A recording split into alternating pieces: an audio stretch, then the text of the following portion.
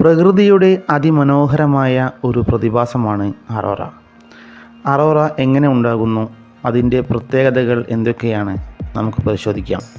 Sun ഫോർമുലയുടെ ഒരു പുതിയ എപ്പിസോഡിലേക്ക് എല്ലാവർക്കും സ്വാഗതം.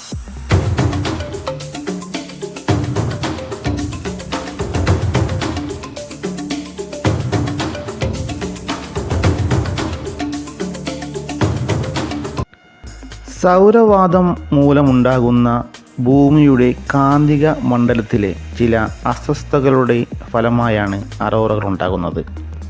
കൊറോണൽ മാസ് ഇജക്ഷനിൽ നിന്നും സൗരവാതത്തിൻ്റെ വേഗത വർദ്ധിപ്പിക്കുന്നതിൻ്റെ ഫലമായി വലിയ അസ്വസ്ഥതകൾ ഉണ്ടാകുന്നു.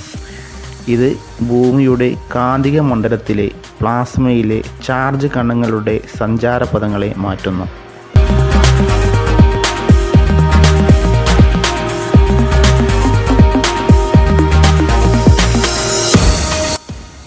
ധ്രുവപ്രദേശങ്ങളിലാണ് പ്രധാനമായും അറോറകൾ കാണപ്പെടുന്നത്. ആകാശത്ത് കാണുന്ന പ്രകാശകിരണങ്ങളാണ് അറോറകൾ.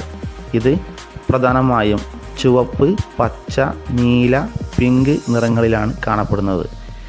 ഭൂമിയുടെ കാന്തിക മണ്ഡലത്തിലെ പ്ലാസ്മയിലെ ചാർജ് കണങ്ങളായ ഇലക്ട്രോണുകളും പ്രോട്ടോണുകളും ഭൂമിയുടെ അന്തരീക്ഷത്തിലേക്ക് പ്രവേശിക്കുന്നു.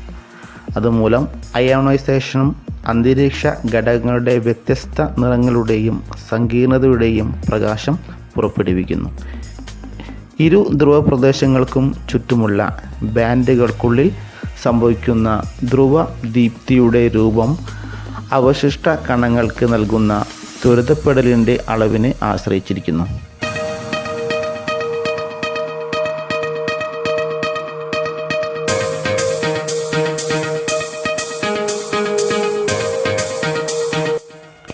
സൗരയൂഥത്തിലെ മറ്റു ചില ഗ്രഹങ്ങളിലും ഉപഗ്രഹങ്ങളിലും ധൂമകേതുക്കളിൽ പോലും അറോറ കണ്ടുവരുന്നു.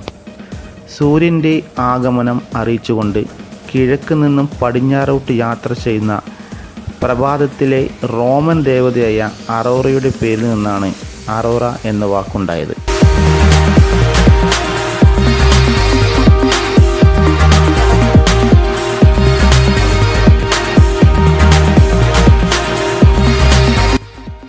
വീഡിയോ ഇഷ്ടപ്പെട്ടാൽ ചാനൽ സബ്സ്ക്രൈബ് ചെയ്യാനും ലൈക്ക് ചെയ്യാനും ഷെയർ ചെയ്യാനും മറക്കരുത്. വീഡിയോയെക്കുറിച്ചുള്ള അഭിപ്രായങ്ങൾ കമൻറ്റിലൂടെ അറിയിക്കുക. ഏത് വിഷയത്തെക്കുറിച്ചാണ് നിങ്ങൾക്ക് താല്പര്യം എന്നത് നിങ്ങൾ കമൻറ്റിലൂടെ അറിയിക്കുക.